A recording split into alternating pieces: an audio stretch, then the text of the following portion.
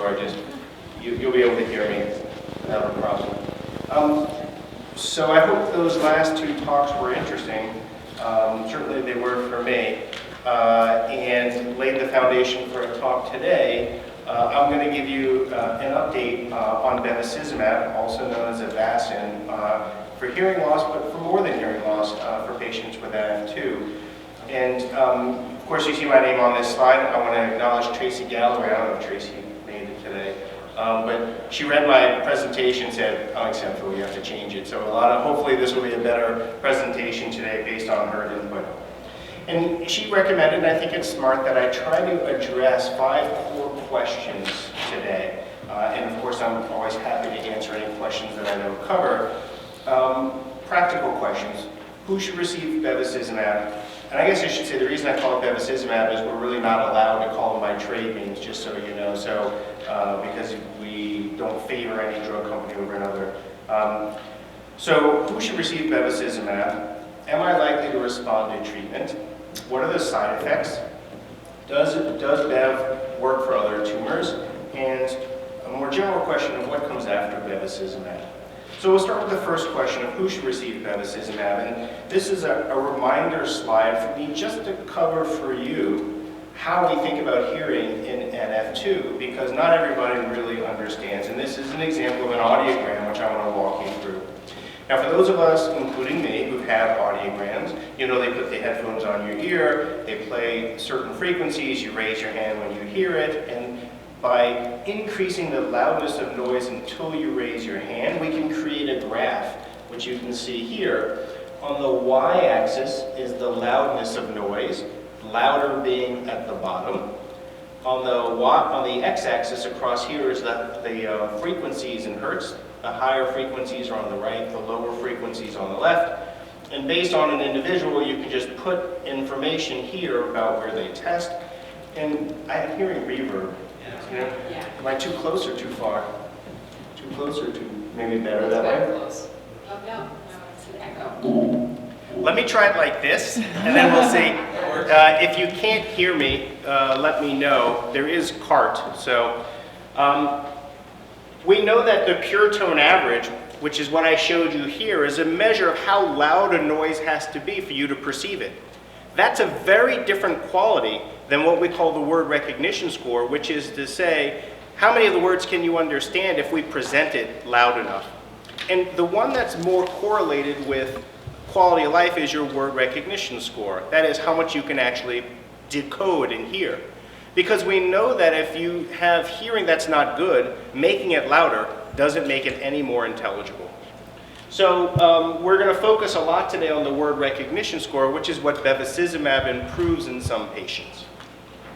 So what are the standard treatment options for NF2? As you well know, those include I should have put observation, which means watching without doing anything, surgery, radiation, and chemotherapy.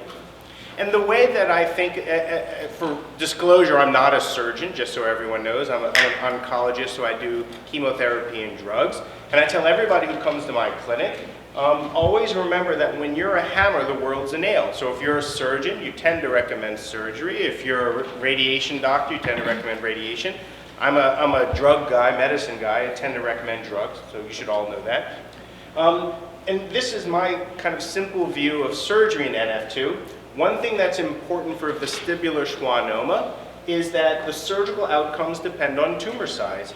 And if you think about these tumors in rough classes, you can think of small tumors below 1.5 centimeters, medium tumors between 1.5 and 3 centimeters, and large tumors greater than 3 centimeters in size. And we know that the larger the tumor gets, the less likely you are to save hearing. And that helps guide us about what to recommend to people.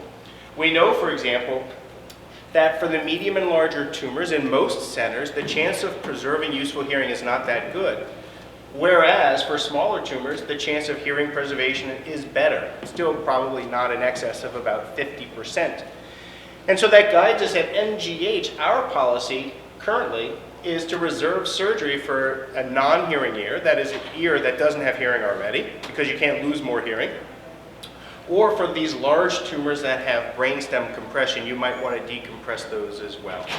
And there are differences between groups. There are some groups that recommend early surgery, so I don't want to present this as the only way to think about surgery, but it's the way that we're thinking about it at MGH right now. Well, radiation therapy, I will be very honest with you, I think it gets a bad rap. I'm not a radiation doctor, I've already disclosed that, but I worry that in NF, we have this tendency to throw the baby out with the bathwater and to declare radiation to be not good. And I don't agree with that. It's clear that for vestibular schwannoma, that the therapy controls the tumor. We call it the 5-year local control rate. It's somewhere between 2/3 and 90% of patients, and that's pretty good. However, the chance of preserving hearing after radiation is not nearly as good as it is for patients who don't have NF2, and we think that rate is somewhere between 30 and 60%. We know that the longer we follow somebody, the less likely they are to retain hearing, partly because of the radiation, but partly because you can get new tumors growing in the region as well. And so, in some ways, radiation, some physicians will tell patients, oh, it won't affect your hearing. I don't think that's true, and you should at least know that if it's your only hearing ear, that could be a problem because you could go deafened. We talk a lot about, and I was alluding to, this risk of secondary malignancy, which means a cancer caused by, or at least contributed to by the radiation. And I do think this is a real phenomenon. We know it's true because of the blast survivors in Hiroshima and other types of radiation, childhood survivors of childhood cancer. We know it's true. And we think that the risk is slightly more in patients with NF2 because they have a tumor suppressor syndrome. I think we tend to overestimate the risk because if you need it now to save your life, you're paying it now and you might have risk later. But it is a concern, and so we definitely try to minimize radiation in the youngest of our children if we can. Sometimes you can avoid it and you need the radiation, but I worry that we stress too much about giving radiation at this point. And again, at our institution, we usually recommend radiation for older patients, patients who have a tumor in the non-hearing ear or in smaller tumors, because once they get too big, they swell with radiation and that can be dangerous.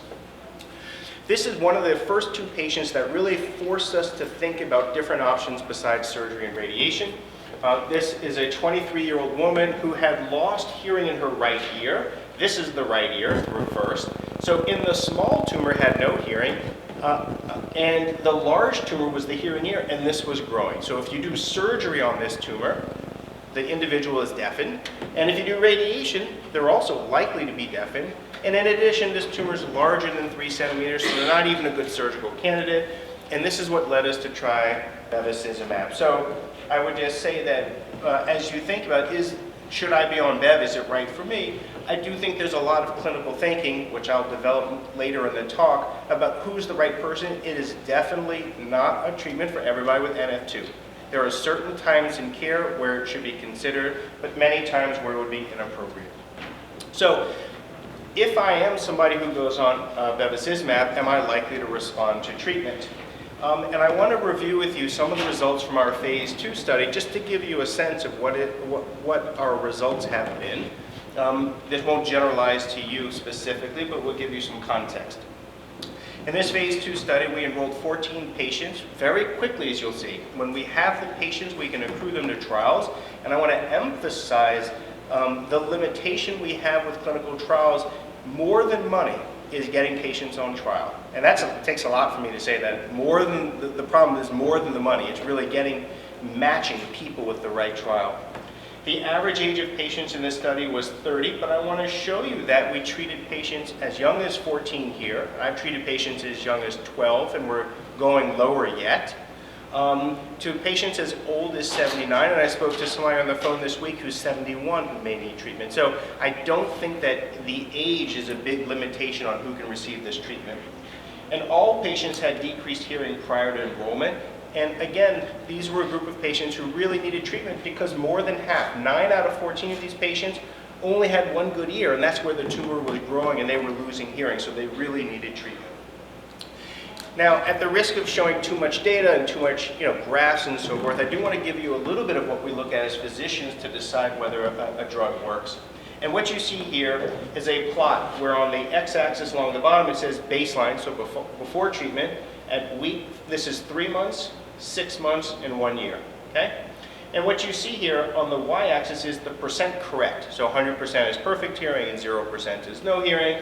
And what you see is that starting with treatment, you can see that the blue lines represent individuals whose hearing improved on treatment. So you can see that's about 5 out of the 14. You can see the gray code are for people who were technically stable. And I didn't go through the details of how do we declare which one's which. I will point out that even though this person here is stable, look how much their hearing improved. They just didn't meet the threshold exactly. So stability can even be an arithmetic increase in hearing. And what you don't see here are people whose hearing got worse, okay, during treatment. And so when you look at the final numbers, we basically saw durable improvement, meaning it was sustained over more than one time point in slightly less than 50% of people, somewhere between 40 and 50% of people. And as I mentioned, important to note that no patients experienced hearing decline during treatment. If 10 years ago you had come to me and said, Scott, if I could give you a treatment that would make nobody's hearing better but would stop them from losing hearing, would you want it? I would have said absolutely. So the irony is we have become so greedy because we want to make everybody better that we're less satisfied with just stopping hearing loss. But it is another goal, another important thing that we've seen, that for patients who are losing hearing coming in, their hearing stabilizes, and it's not perfect, but it's something. We just heard the question, what happens after you stop a medicine? And we designed this trial specifically to address that. That is, people were treated, received the medication for a year, then they stopped and we watched. And you never want to stop somebody on a medicine, but this has been a critical question of what happens when you stop a medicine. And what you see here again, this is 3 months here and then 6 months. And then this is word recognition score. You can see that for the people whose hearing had improved, the blues, many of them kept their hearing for another 6 months. This patient was probably pretty stable. This one lost a little bit of hearing, and a few others lost hearing as well. And I think the 2 points come up. Number one, we did not witness what we call a rebound effect. That is, you stop the medicine and your hearing plummets. That's important. It's a soft landing. And the reason for that is the medicine lasts in your system for 3 to 6 months.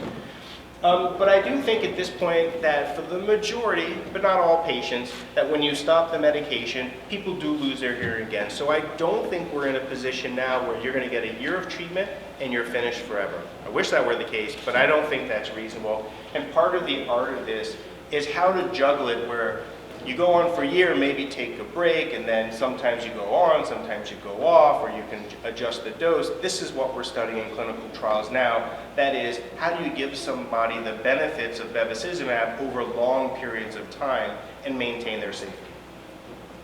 Well, how about the tumor size? I've been talking almost exclusively about hearing. Let's talk about the tumor size. And I guess one thing that's hard to swallow is, not hard to swallow, but hard to think about is, tumor size is a surrogate. Really, we care about patient's function. And so while we are very interested in tumor size, it's really not the only answer. And I know that we as doctors focus on the MRI. Well, here's the data. Again, this is the percent of the volume. So if you don't change, you're at 0%. Anything above this line is growth, and anything below the line is shrinkage. You can see if you anywhere between 20% up and 20% down is technically called stable. Anything above 20% is growth and shrinkage down here. And what you can see during this treatment, which ends about right here, you see it at 49 weeks, you can see two of the tumors grew. Many of the tumors shrank to this 20% here, and a few were stable. You don't see any dramatic changes one way or the other. Most of it is between the 20% line. Most of them are stable. And I wanted to give you a visual image of that because you show these numbers, 20% growth. Is that a lot? Is that a little? Here, I'll show you, this is somebody who actually had about 30% tumor shrinkage. Between this study here, where you can see this left-sided tumor pressing on the brainstem, and this post-treatment, about 20 to 30% shrinkage, there's not a huge difference. I mean, I hope you can appreciate the difference, but it's not dramatic. And I want to drive home that these tumors are not disappearing. This is not the cure, I wish it were, this is not the cure for vestibular schwannoma, and the tumor is still there, we still have to manage it, but this actually is a much better position than this one, even though the tumor is not, completely gone. And as I mentioned, the shrinkage is in about 35% of patients, tumor growth is in maybe 5 to 10%, and most of them stay roughly stable within that first year of treatment. So if you think about then the pros and cons of these treatment options, the way that I think about surgery, and this is not supposed to be definitive, but the great thing about surgery is you're going to take out the tumor. And I think you reduce the mass effect, it's very definitive, and that's very good. The cons are that, of course, there's risk of hearing loss, facial weakness, vocal cord paralysis, and swallowing difficulty. I do strongly recommend for anybody who is capable of going to high volume surgical centers, it's worth considering.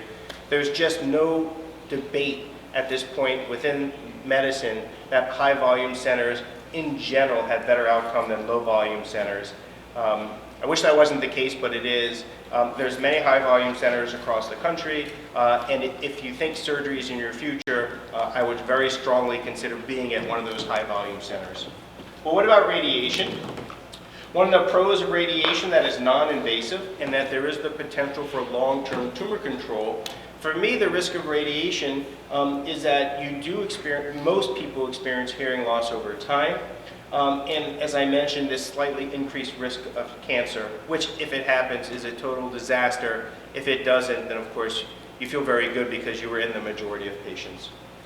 And then for Bevacizumab, the pros are it improves hearing and reduces tumor size roughly in 30 to 50% of patients. It's the only therapy I've spoken about today that makes people better and not stable or worse, so that's a big plus. The problem is that we know that it's going to require long-term treatment, and then this whole question of how you manage toxicity is something we're still learning about and is very important. And I would be remiss if I didn't mention some of the challenges that come with insurance. I'll give you the 1 second on the insurance issue. I think I'll come to it later. Okay, so what are the side effects? I've alluded to these. We know that the main side effects are what would be expected from a medicine that acts on the blood vessel system, on angiogenesis. High blood pressure, which is usually fairly mild and can usually be easily treated with 1 or 2 medications, high blood pressure medicines. Proteinuria, which is just a term for protein leakage into the urine. I will say that it's totally asymptomatic, you don't feel it. But what's important is that we know that this is a sign that this is not the problem, it's just a marker of the fact that the kidney is accumulating damage over time. And so we know that close monitoring is required, and to me this is the major long-term toxicity that I worry about, because if you scar the kidney too much, you run the risk of losing your kidneys, which is not, of course, a good idea, and you have to be very careful about, because people have lots of other things that can happen to their kidneys in their life. We do see a change in menstrual function, and I point this out because in cancer patients, not NF2 patients, in cancer patients, when you take Bevacizumab and chemotherapy and give them to a patient, sometimes we can drive people into premature menopause, or they lose their ovarian function. And it's an important issue, at least to know about before you start treatment. We have not seen that in NF2 patients yet, but we're closely looking, and we'll hopefully be reporting on that soon. And then there are other less common side effects. I hear about fatigue and occasional blood counts down and so forth, but none of these other symptoms have risen to the point where they affect most people, or that they're very severe in intensity. So I very quickly want to just mention other tumors, because people always want to know, if I'm treating my vestibular schwannoma, what about my other tumors? I'll just say Gareth Evans, who's really the legend in our field, very kindly lent me these slides, and I want to acknowledge his hard work and the whole team in the United Kingdom. They have a spectacular NF2 team there. So they, based on our work here in the US, have gotten Avastin approved in England, and we're very jealous about that. If you meet certain criteria in England, you can get treated there. And these are their criteria: a rapidly growing schwannoma. Notice it doesn't say vestibular schwannoma, it just says schwannoma. Or a rapidly growing vestibular schwannoma and an only hearing ear. bilateral rapidly growing vestibular schwannomas with threat to hearing, or multiple growing lesions with threat to function. This is a complicated table. I didn't want to alter his work, but I wanted to point out that for indications of treatment, 10 patients were treated for other tumors, and that's important. That's the data I want to share with you now. And just again, to show you his data, if you look here, this is a lower cranial nerve schwannoma, spine tumor, spine tumor, spine tumor, spine tumor. All these are spine tumors. I wanted to show at least what data we have for spine tumors. And what you'll see here, that the maximum response in terms of tumor shrinkage, you can see all negatives, negative, negative, negative, negative, negative, negative, except for, I'm sorry, these last two, so 2 positive. And I think that has taught me something that we have not looked for in our patients because we've been focused on vestibular schwannoma, which is there probably is activity for some spinal and other schwannomas. And this, thankfully, is being followed up by that team. And so I have kind of a broader view now that spinal tumors may also be appropriate for Bevacizumab.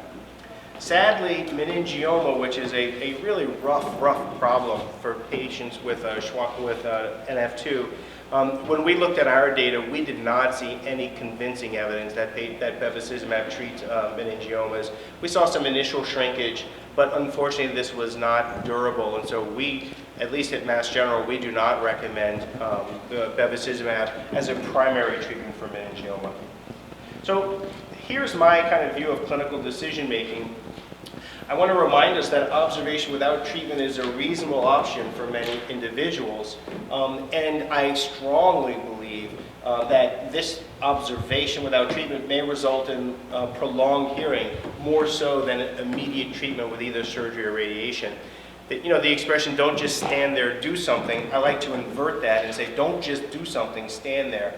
And I'm not advocating that you never start off with surgery or radiation at all. What I'm advocating is you want to be very thoughtful and deliberative, because sometimes people go in for surgery and they immediately have a neurologic problem. And that to me is very unfortunate, because some of these surgeries you need to prepare and be at high volume centers and so forth. The decision to start treatment is based on an individual patient's clinical status, and this is a complex question that involves symptoms and tumor growth pattern and hearing function. So when to start Bevacizumab? There is no substitute to having a discussion with an experienced NF2 physician. I think that's hard. One of the challenges in our field is having enough physicians with expertise in NF2. It's certainly very helpful to meet these individuals. I think for patients, Bev is probably appropriate for patients with worsening symptoms, particularly if they're not candidates for standard treatment due to side effects or to the inability to treat the tumor. And I just bring up again some of the challenges with surgery and radiation that you may want to avoid in certain individuals. It's clearly an option I would explore for anybody who has hearing loss in an only hearing year, and that's simply because it's the only treatment that can improve hearing. And you can try 6 months, and if it doesn't work, you can move on to surgery or radiation. I will point out that right now we're not recommending treatment for patients with small tumors and normal hearing, and the reason is once you start this drug, if it's going to have a benefit, it's going to be a long-term treatment, and starting for small asymptomatic tumors probably doesn't make sense. We want to reserve this treatment for when you need it because of these potential long-term toxicity issues. So just a few practical tips. Number one, if you are going to be on Bevacizumab, you always want to make sure you get a hearing test and MRI scans just prior to starting the drug. And the reason is we always want to look just before you start and then during treatment to know how you're responding. If it's an audiogram from a year ago, we can't interpret that.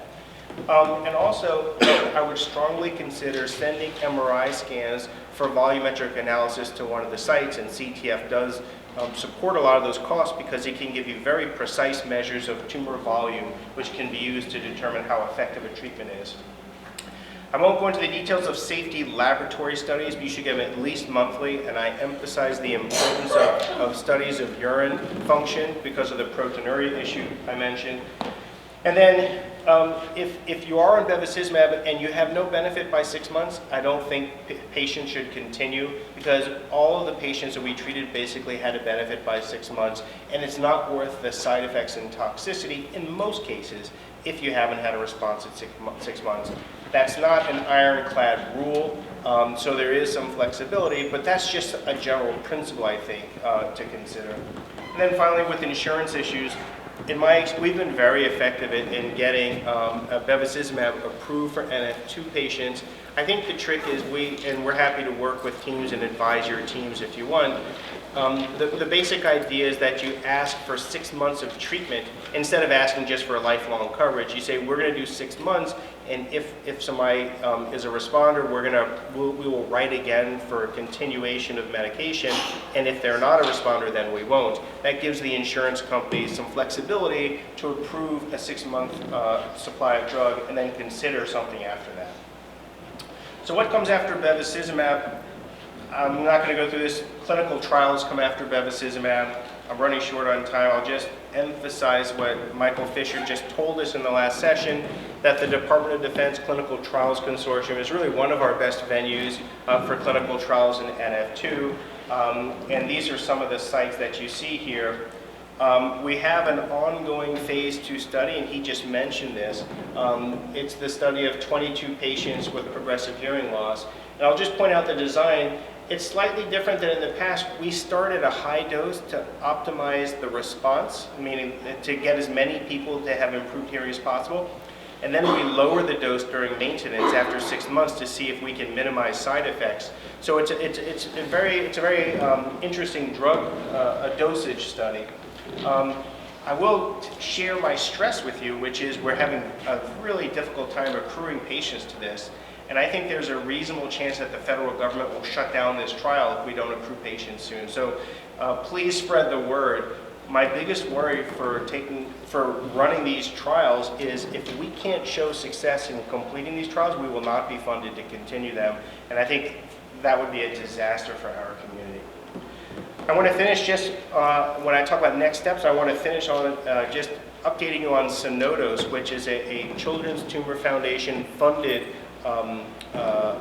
research program.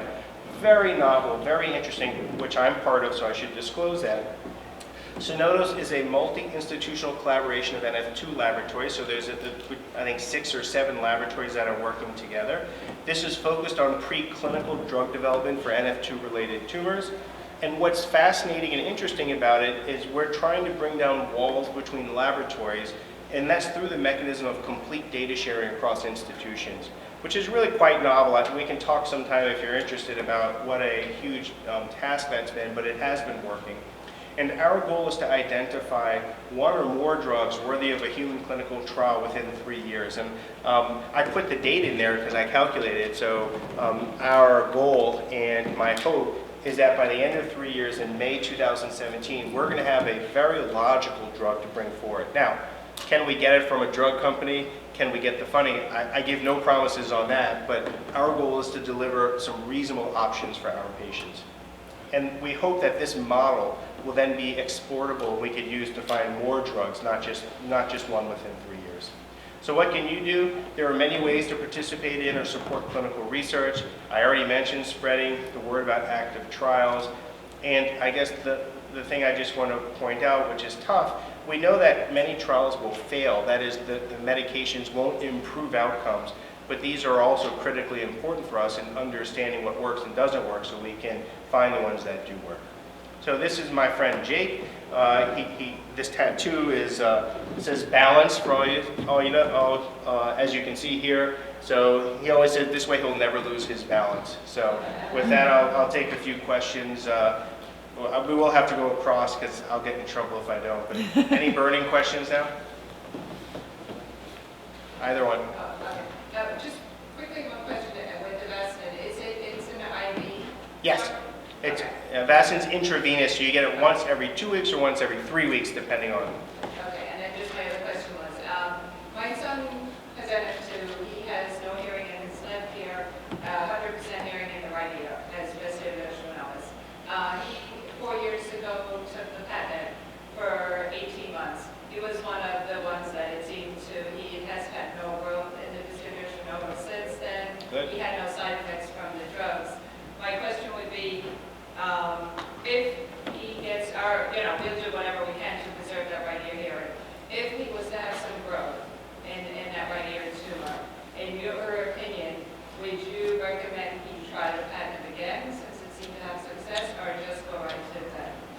in the details. It was a complicated question in case you didn't hear about whether to restart a drug that may have worked in the past.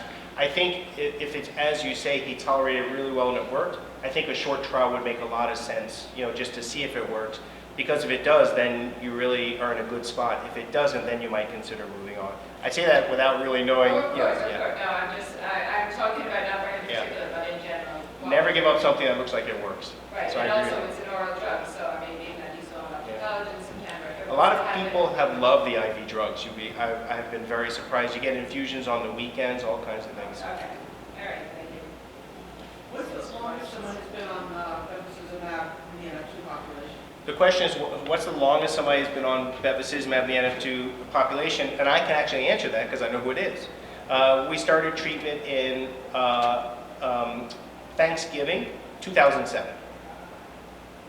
That someone's been on it continuously? Not continuously, because in order to minimize toxicity, we schedule in planned drug holidays. But in the big picture, this individual has been on drug that long, but I break it up as much as I can and we follow the kidney function closely. Trace, I'll get you, come over here. I'm curious which the drug trials come to Canada. Welcome. Do the borders matter as far as the... Well, you have to, the question is, I'm from Canada, do the borders matter, how does it work? The answer is, we only have certain hospitals that are open for these trials. But you'll be happy to know, we've gone to the FDA, and the FDA wants us to do international trials. And what we're doing is we're using the FDA as a hammer to go back to the drug companies who try not to do that for reasons we don't have to go into. So it's on our mind. I even know who we would use in Canada, but it's not there yet.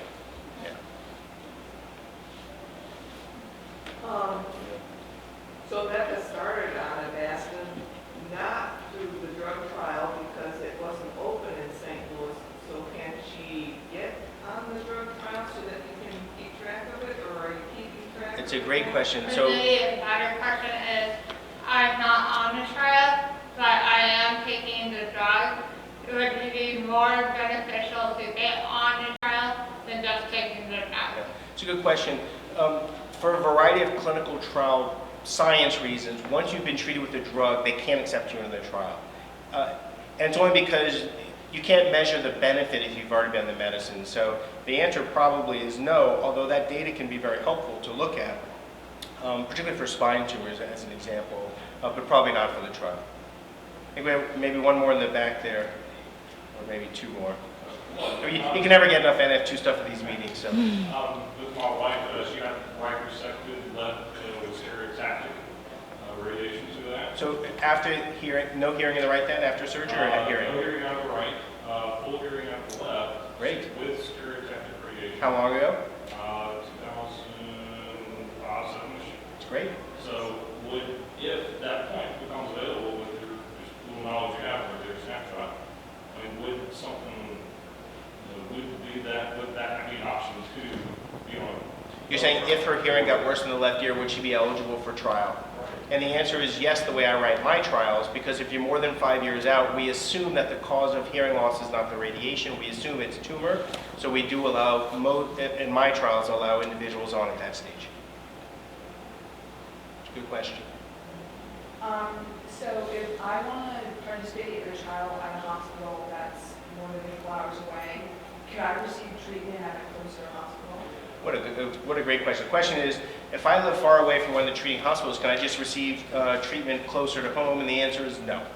And there's a lot of complex reasons. It's regulation from the federal government in terms of if you give an experimental drug, you have to be licensed and certified in certain ways, and most local hospitals don't have the resources to do that. And this is one of the major challenges. How do we match up hospitals and patients in an efficient way? We don't have a great answer. I have some suggestions, but it has been a challenge. I think there are many individuals in this room, you know, who would like to have received study drugs closer to home. Tracy, last question. You want to get it? Oh, no, I'll ask you. Go on. Well, I think maybe define what you mean by high volume. It's like if you go to some doctors, they'll say, well, we operate on a lot of those tissues from us, but it's an NF2 Well, yeah, so Tracy's coming back to this whole question about going to a high-volume surgical center. I don't know honestly what number I would quote. It depends on the type of surgery and a lot of details. I think there are some well-recognized high-volume centers in different parts of the country. You know, we're happy to talk about that with people. It is I'll be honest, it's a subject that is uncomfortable as a physician to discuss, because you may have a wonderful physician who never does NF2 who says, "You, how dare you say that our center is not as good as yours," right? So I'm always, careful is not the right word. I have to walk a tightrope, because to be clear, I'm not saying people aren't good surgeons. What I'm saying is, when you at a high volume center, your team is more experienced, has nothing to do with the individual surgeon. So I think in my opinion, one of the great things CTF can do is provide more information about that, and we've tried to do that. If you look at the NF Clinic website portion of the CTF website, you'll see the number of patients seen at each center. I think that's a place to start. Nikki? Well, I was thinking you can repeat after me so that people see it on the screen. I'm not a doctor, so I can say what Scott cannot say. And I've said this for the 31 years that I've been dealing with my own case of NF2. NF2 is not for your neighborhood neurosurgeon. Find the experts, the people who see lots of NF2 patients. Go wherever you have to go. Borrow the money, do whatever you have to do. You can't take chances. That's my 2 cents worth as a patient. Okay, well, I think we'll take a break there. Thank you very much for coming. Please make sure you give us feedback on the NF2 portion.